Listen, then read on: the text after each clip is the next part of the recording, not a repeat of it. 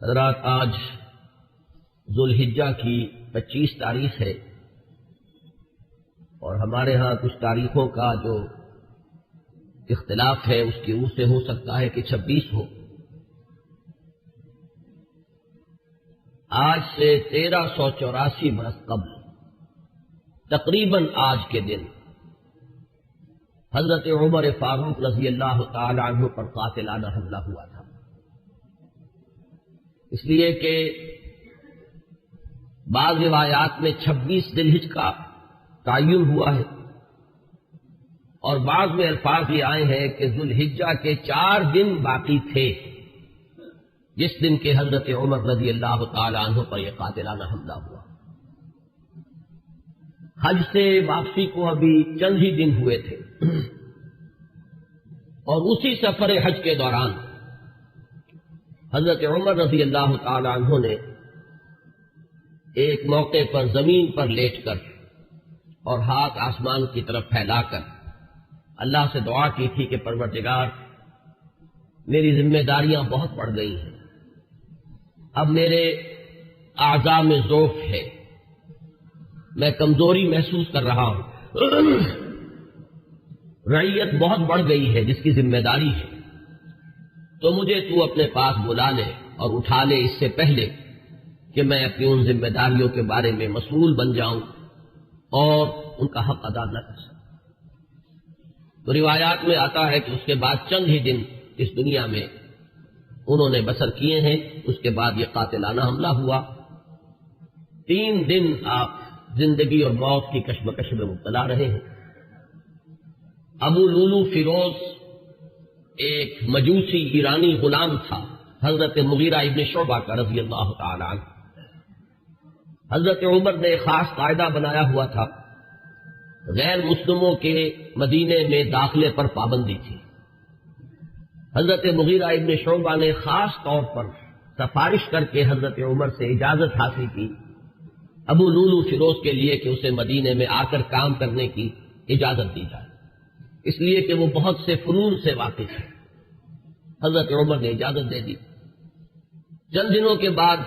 وہ فریادی بن کر حاضر ہوا حضرت عمر رضی اللہ تعالیٰ عنہ کی خدمت میں کہ میرے آقا جو ہے حضرت مغیرہ ابن شعبہ رضی اللہ تعالیٰ عنہ وہ مجھ سے بہت زیادہ ٹیکس وصول کرتے ہیں۔ یعنی یہ معاملہ تھا کہ جو غلام ہوتے تھے وہ اپنا کام کرتے تھے لیکن اپنی آمدنی میں سے ایک حصہ وہ اپنے ان آقاؤں کو دیتے تھے کہ جن کی وہ غلامی میں تھے۔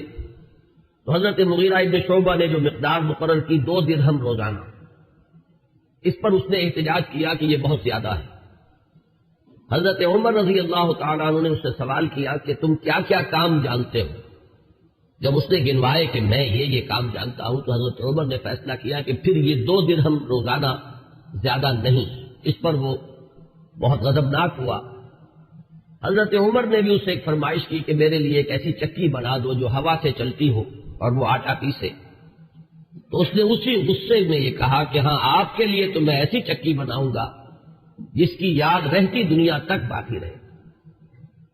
اس پر حضرت عمر نے جب وہ چلا گیا تو جو لوگ مجلس میں حاضر تھے ان سے آپ نے فرمایا کہ یہ شخص مجھے قتل کی دھمکی دے گیا ہے۔ لیکن نوٹ کیجئے کہ اسلام نے جو نظام دیا ہے نوع انسانی کو، وہ نظام جو محمد رسول اللہ صلی اللہ علیہ وسلم نے عطا فرمایا، اور جیسا کہ میں نے بارہا عرض کیا ہے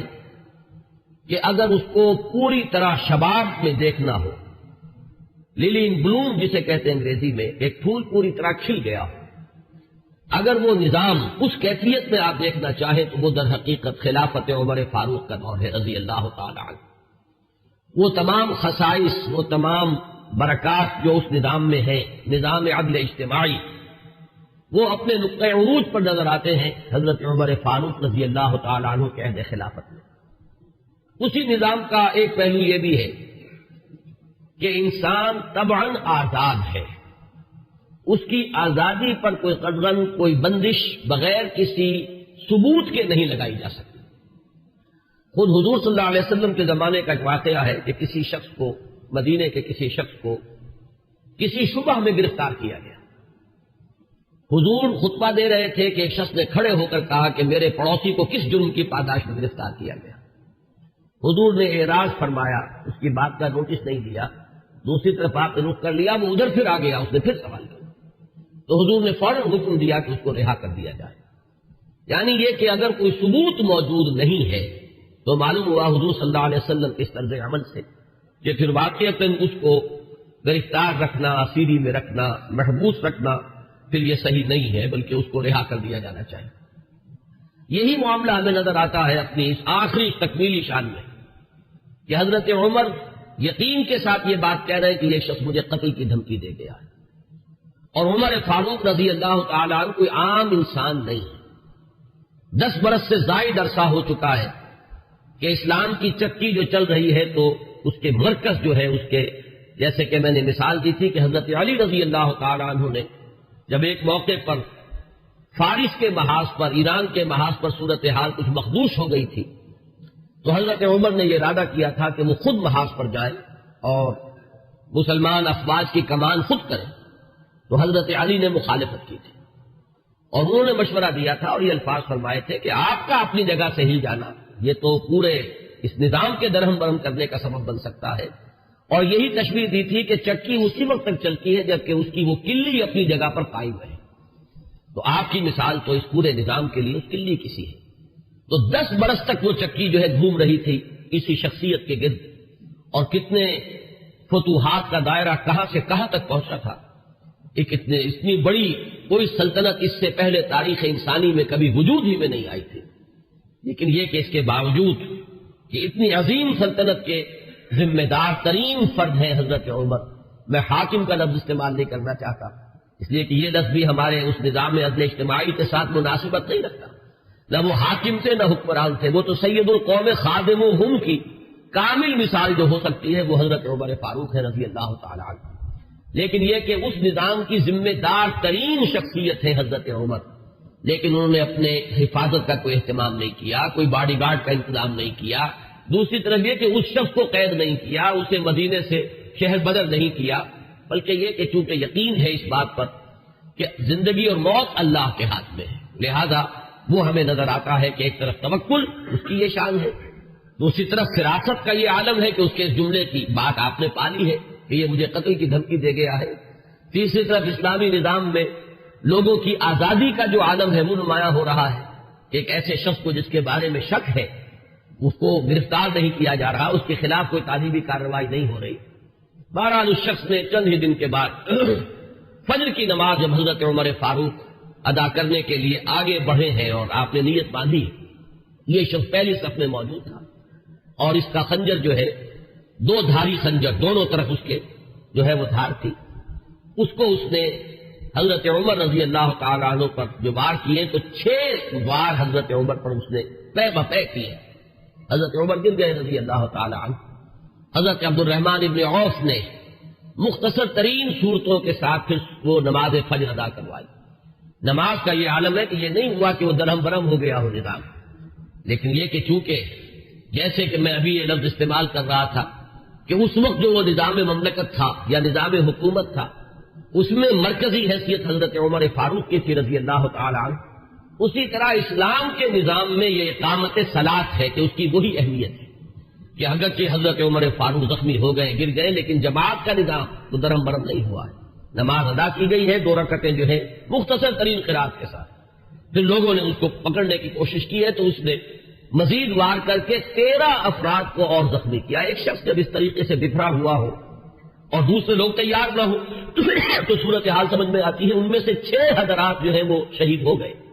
معاملہ صرف حضرت عمر کا نہیں،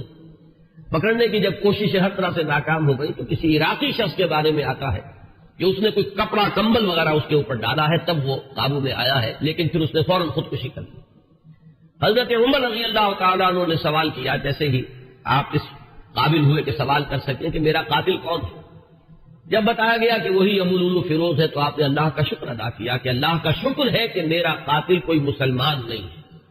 یعنی جو بات کے 12-13 برس بعد ہونے والی تھی۔ حضرت عثمان رضی اللہ تعالیٰ عنہ کے قاتلین وہ جو بھی آپ انہیں کہیں نام نہاد مسلمان تھے، کلمہ گو تھے، وہ محمد رسول اللہ صلی اللہ علیہ وسلم کا کلمہ پڑھنے والے تھے، کلمہ شہادت کو انہوں نے اپنے لیے ڈھال بنایا تھا۔ اس سے جو فتنہ شروع ہوا ہے جس کو میں اس سے پہلے بیان کر چکا ہوں کہ الفتنۃ الکبریٰ، سب سے بڑا فتنہ جو ہے وہ حضرت عثمان رضی اللہ تعالیٰ عنہ کی شہادت سے شروع ہوا ہے۔ اس سے پہلے یہ معاملہ اگرچہ حادثۃ الکبریٰ تو اسے آپ کہہ سکتے ہیں، بہت بڑا حادثہ ہے، لیکن یہ ہے کہ اس سے کسی فتنے کا آغاز نہیں ہوا، بلکہ یہ کہ اس کے بعد بھی وہ چکی اسی طرح چلتی رہی۔ کم و بیش 10 برس ہے حضرت عثمان رضی اللہ تعالیٰ عنہ کے عہد خلافت کے کہ وہ بھی اسی شان کے حامل ہے، وہی یکجہتی ہے، وہی امن و امان ہے، اسی طرح فتوحات کا سلسلہ جاری ہے، انقلاب محمدی علی صاحب الصلاۃ والسلام کا سیلاب جو ہے وہ بڑھ رہا ہے اسی شان سے، جو میں نے بارہا آپ کو سنایا ہے اقبال کا یہ مصرع کہ تھمتا نہ تھا کسی سے سیل رواں ہمارا۔ تو کم و بیش 10 برس اس کے بعد یہ کیفیت طاری رہی ہے، تو اس سے کسی بڑے فتنے کا آغاز نہیں ہوا۔ حضرت عمر رضی اللہ تعالیٰ عنہ پر یہ قاتلانہ حملہ ہوا ہے 26 یا یہ کہ 25، 26، 27 ان میں سے کوئی تاریخ ہوگی، 4 دن بقایا تھے۔ اب اگر 30 کا مہینہ ہو تو اس کی تاریخ اور بن جائے گی، 29 کا ہو تو کچھ بدل جائے گی، تقریباً وہ آج کا دن ہی پڑتا ہے، اور یہ ہے سن 23 ہجری۔ انتقال ہوا ہے تو پھر تدفین جو ہوئی، حضرت صہیب رومی رضی اللہ تعالی عنہ کے بارے میں وصیت تھی کہ وہ میری نماز جنازہ ادا کریں، اس کی امامت کریں، تو یکم محرم الحرام سن 24 ہجری کو تدفین ہوئی ہے۔ تدفین کا یہ واقعہ بھی بڑا اہم ہے، اور آپ سب حضرات کے علم میں ہوگا کہ حضرت عمر نے اپنے صاحبزادے عبداللہ ابن عمر رضی اللہ تعالی عنہما کو بھیجا حضرت عائشہ کی خدمت میں کہ میری بڑی خواہش ہے کہ آپ کے حجرے میں میں دفن ہو جاؤں جہاں محمد رسول اللہ صلی اللہ علیہ وسلم اور حضرت ابوبکر صدیق رضی اللہ تعالی عنہ مدفون تھے۔ حضرت عائشہ نے فرمایا، اور اس سے جو مقام ان کی نگاہ میں تھا حضرت عمر کا وہ بھی ظاہر ہوتا ہے کہ کس طرح انہوں نے اثار کیا ہے، کس قدر ان کے لیے یہ مرحلہ کٹھن ہوگا فیصلے کا کہ اس حجرے میں صرف ایک قبر کی جگہ اور تھی۔ حضرت عائشہ نے فرمایا ام المومنین رضی اللہ تعالی عنہا کہ یہ جگہ میں نے اپنے لیے مخصوص کی ہوئی تھی، میں چاہتی تھی کہ میں خود یہاں دفن ہوں، اور اس میں کوئی حرج نہیں تھا، اس لیے کہ حضور دفن تھے وہاں، وہ آپ کے شوہر تھے، حضرت ابوبکر دفن تھے، وہ ان کے والد تھے، لیکن میں عمر کو اپنی ذات پر ترجیح دیتی ہوں، لہذا میں اجازت دیتی ہوں کہ حضرت عمر کو وہاں دفن کر دیا جائے۔ جب حضرت عمر کے پاس واپس آئے حضرت عبداللہ ابن عمر، اور آپ نے پوچھا ہے کہ کیا جواب لائے، اور جواب دیا گیا کہ اجازت ہو گئی ہے، تو فرمایا کہ یہ آخری آرزو تھی زندگی کی، اللہ کا شکر ہے کہ وہ پوری ہو گئی۔ یہ جو حادثہ فاجعہ ہے، جہاں تک اس کے تاریخی پس منظر کا تعلق ہے وہ میں نے بارہا بیان کیا ہے، اور وہ در حقیقت سمجھ میں آتا ہے فلسفہ انقلاب کی روشنی میں۔ اگر فلسفہ انقلاب سامنے ہو تو یہ تمام واقعات جو ہے آئسولیٹڈ ایونٹس کی حیثیت سے پھر سامنے نہیں آتے، علیحدہ علیحدہ واقعات اور حوادث نہیں ہے، بلکہ یہ کہ ان کے مابین ایک ربط جو ہے وہ سامنے آ جاتا ہے۔ یہی فرق ہے تاریخ اور فلسفہ تاریخ میں۔ تاریخ اپنی جگہ ایک شعبہ علم ہے، اور فلسفہ تاریخ اپنی جگہ ایک مستقل فن ہے۔ تاریخ میں واقعات جو ہے وہ پیش نظر ہوتے ہیں، اور فلسفہ تاریخ جو ہے وہ ان واقعات کا پس منظر، ان کے اسباب و علل، ان کے عواقب و نتائج، پھر ان کے مابین ربط اور تعلق جو ہے وہ ان کو تلاش کرتا ہے۔ ظاہر بات ہے کہ اس دنیا میں جو حوادث رونما ہوتے ہیں، جو واقعات ہیں،